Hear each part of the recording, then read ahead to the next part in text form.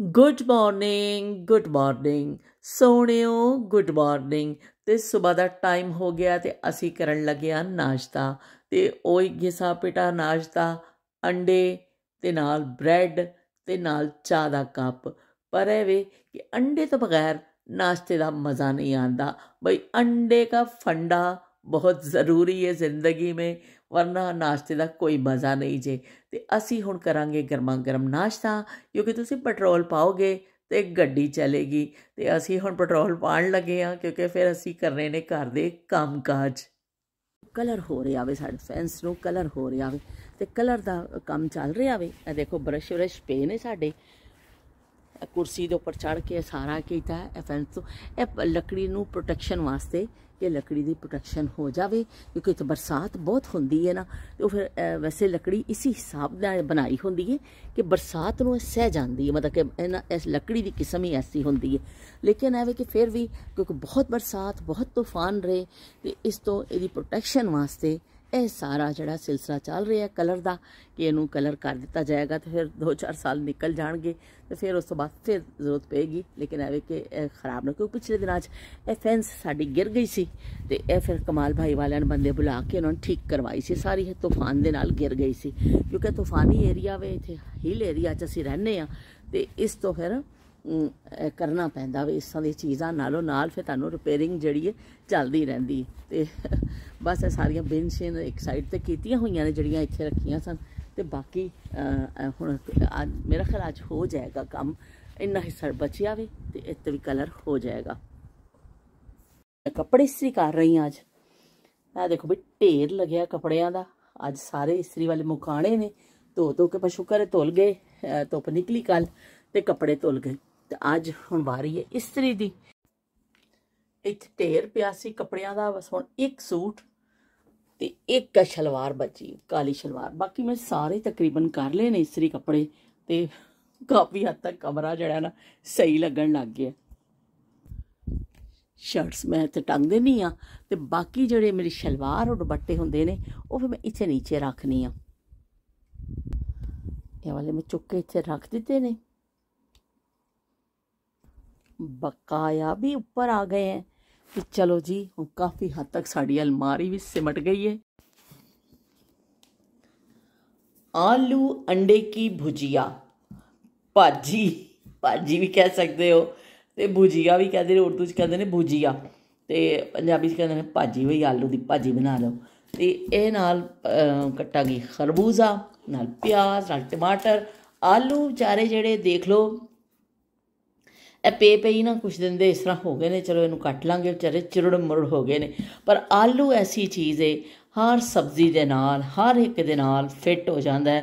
गोश्त च पा लो, कीमा आलू, आलू गोश्त, फलियां आलू, गोभी आलू मटर आलू, आलू मटर, गाजर, आलू अंडे, आलू की भुजिया।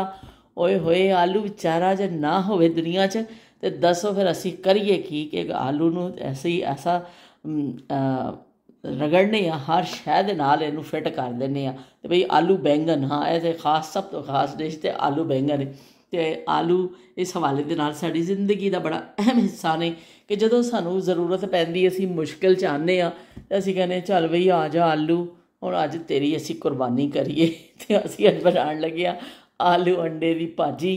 तो बस वो फिर असी तैयारी शुरू करन लगे हाँ। कबूतर देखो बाहर कितना प्यारा पे लगता। मैं चाय बना के अंदर आई, मेरी नज़र पई एक होर भी ये नाल, दोनों ने देखो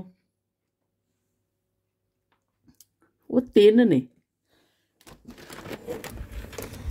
ओ उड़ गए। अस्सलाम वालेकुम। मुझे 4th पोजीशन आया मास की एग्ज़ाम में। मौसम बड़ा खूबसूरत हो रहा है।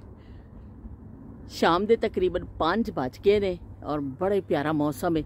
यकीन मनो कि सुबह जो असी उठे सा इन्ना बदल और इन्नी बारिश सी कि लग रहा सी शायद 2 दिन धुप नहीं निकलेगी।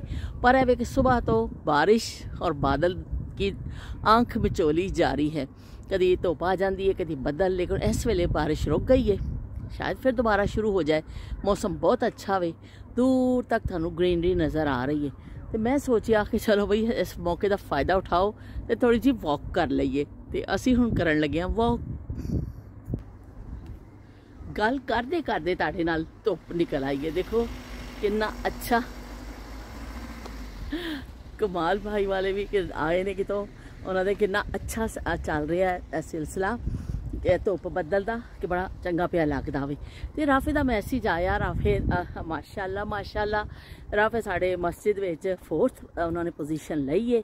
उन्होंने रिजल्ट आया राफे का हुणे मैनूं मैसेज आया कि भी मैं तो 4थे नंबर पर आ गया वहाँ। तो बड़ा खुश अपना रिजल्ट लैके तो मदरसे तो आया। तो इस तो मैं सोचा कि चलो भी मौसम अच्छा वे, वॉक करते करते जावां, राफे नूं मुबारकबाद दईए, राफे नूं जरा जाके उहदी हौसला अफजाई करिए कि बच्चे अगर अच्छे लैके आते हैं नंबर तो फिर वो खुश होंगे ने अगर उन्होंने हौसला अफजाई की जाती है। तो मैनू बड़ी खुशी हुई है। और इत्थे मदरसे भी बहुत मेहनत कराते हैं बच्चों के। 5 बजे तो मदरसा शुरू हो जाता वे तो मदरसा चलता है उन्होंने 7:30 बजे तक। 2.5 घंटे बच्चों को कुरान पाक की तालीमात भी दित्तियां जांदियां ने, फिर उहदे विच हदीस वगैरह भी उन्होंने दसियां जांदियां ने। और उन्होंने फिर उस तो बाद जो बच्चे कुरान पाक पहले नूरानी कायदे तो काफ़ी टाइम लैंदे ने, क्योंकि हिज्जे जोड़ना और उन्होंने हिज्जियां दे नाल लफ्ज़ बनाने उसरा वो बच्चियां नूं बड़े मेहनत नाल सिखाया जाता है। फिर उस तो बाद उन्होंने फिर कुरान पाक की तालीम दी जाती है, नाजरा पढ़ाया जाता है, पर है कि नाल नमाज भी सिखाई जाती है। तो फिर उस तो बाद उर्दू की तालीमात भी दित्तियां जांदियां ने। बहुत अच्छा मदरसा भी, बहुत मेहनत करते हैं। तो चलो बई असी अज बड़े खुश हाँ, बड़े हैप्पी हाँ कि राफी साहब ने 4th नंबर पर आए ने। 10 के अंदर अंदर जो बच्चे आते हैं वो भी ज़्यादा ही बच्चे खुश होंगे ने। बच्चे सारी मेहनत करते हैं, सारे खुश होंगे ने, लेकिन बस थोड़ा जहा हो जाता है इस तरह करके दूसरे बच्चों भी फिर मिल जाता है कि थोड़ा जहा असी भी मेहनत करिए, फस्ट आइए, पोजीशन लईए। तो इस हिसाब न फिर बच्चों का हो जाता वे मुकाबला, सेहतमंद मुकाबला जो अच्छा होंगे पढ़ाई में, बच्चे करन एक दूसरे नाल ते अच्छे फिर वो रिजल्ट्स आते हैं। तो राफे नूं हुण बई किसी इनाम शनाम भी सानूं देना ही पैना वे, तो बच्चे खुश हो जाते हैं। थोड़ा जहा उन्होंने जो असी हौसला अफजाई कर दें। तो मैं चलती जा रही हाँ, मौसम बहुत अच्छा वे, बस ए डर लग रहा है कि रड़ रुड़ ना जावां, क्योंकि इत्थे ढलान है ना, मुस्तकिल ढलान ही असी उतरी जा रहे हैं।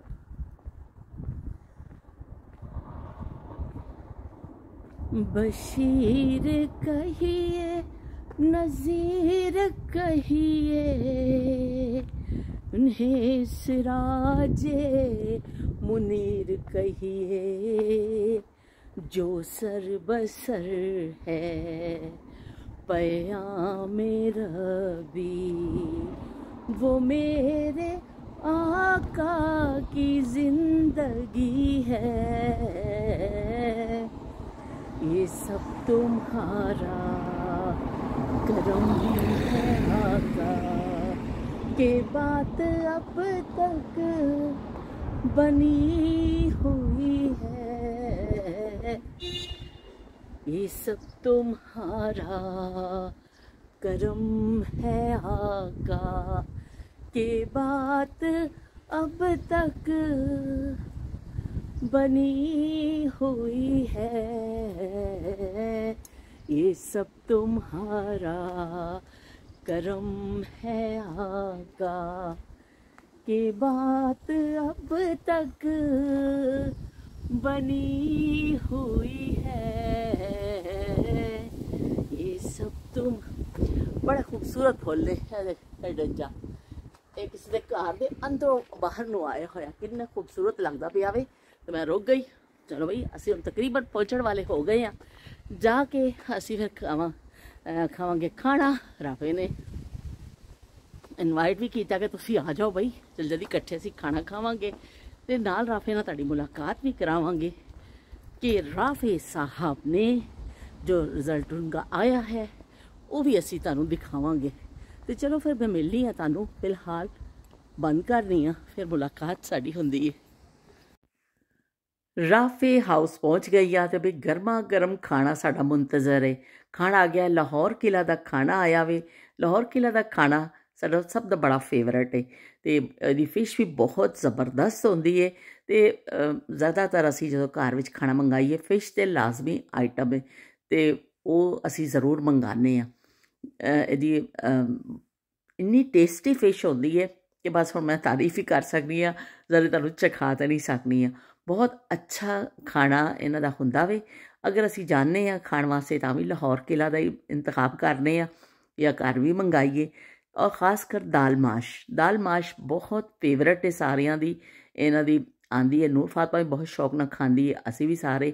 ਤੇ ਦਾਲ ਮਾਸ਼ ਇਹਨਾਂ ਦੀ ਬੜੀ ਹੈ। ਦੇਖੋ ਜੀ ਗਰਮਾ ਗਰਮ ਦਾਲ ਮਾਸ਼ ਢਾਬਾ ਸਟਾਈਲ, ਬਹੁਤ ਅੱਛੀ। ਥੋੜ੍ਹਾ ਆਇਲ ਜ਼ਿਆਦਾ ਹੁੰਦਾ ਵੇ ਪਰ ਆਇਲ ਅਸੀਂ ਇੱਕ ਤਰਫ ਕਰਕੇ ਇਹਨੂੰ ਜ਼ਰਾ ਕੱਢ ਲਵਾਂਗੇ ਤੇ ਬਾਕੀ ਫਿਸ਼ ਵੀ ਟੇਬਲ 'ਤੇ ਰੱਖ ਦਿੱਤੀ ਹੈ, ਦਾਲ ਵੀ ਆ ਗਈ ਹੈ, ਨਾਲ ਸੈਲਡ ਵੀ है, चटनी भी है।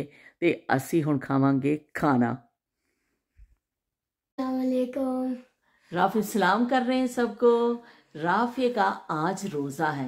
राफे ने बहुत माशाल्लाह राफे इतने अच्छे हैं। राफे ने आज 10 मुहर्रम पे रोज़ा रखा है ना। राफे का रोज़ा है और राफे बहुत ज़्यादा क्या कहते हैं, इन्होंने इसरार किया राफे ने कि मैंने रोज़ा रखना है। मम्मा ने कहा कि भी रोज़ा नहीं रखो, राफे बहुत लंबा रोज़ा है, पर राफे ने कहा नहीं मुझे रखना है ना। और पूरे मॉस्क में राफे का ही रोज़ा था, है ना। पूरे मॉस्क में राफे का ही रोज़ा था। और राफे ने राफे आप बताओ आपके कौन सी पोजीशन आई है मॉस्क में? फोर्थ पोजीशन आई है राफे की मॉस्क में। और राफे बहुत अच्छे नंबर लिए राफे ने, है ना राफे। हाँ तो राफे आप क्या सबको कहना चाहोगे? मैसेज दो कोई। सारे अच्छे सब लोग रोज़ा रखे ना, है ना। आज अच्छा राफे ने रोज़ा किस चीज़ से खोलना है? आज पिज़्ज़ा। राफे की फेवरेट फूड आ रहा है, पिज़्ज़ा आ रहा है। इसके लिए स्पेशल फूड इसके पापा ने मंगाया है कि राफे का रोज़ा है इसलिए इसको स्पेशल इसके लिए आ रहा है पिज़्ज़ा, है ना। तो अब फिर हम क्या कहेंगे? अल्लाह हाफिज़।